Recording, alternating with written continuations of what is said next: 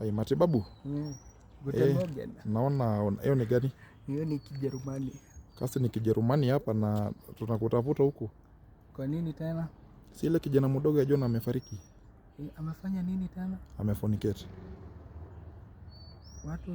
Ako miaka ngapi kwani huyo kijana tena? Alikuwa 2.5. 2.5 kweli anaweza fornicate kweli? Mamake alikuwa anafua. Alafu sasa naona kasahau ile maji.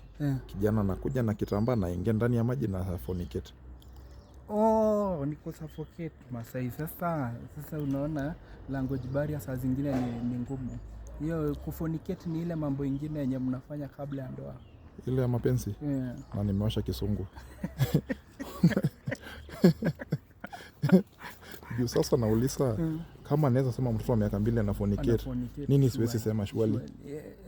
Inafaa una check facts. Hata nimeenda.